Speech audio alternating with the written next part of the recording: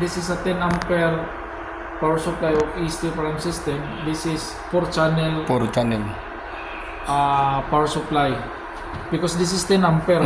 Here is the auxiliary 1, channel 1, auxiliary 2, auxiliary 3, auxiliary 4. So 2.5 ampere, 2.5 ampere, 2.5 ampere, 2.5 ampere. That's why total of 10 ampere. 10 up. This one is connected to sounder, placer, okay, or anything to be power up. Oh.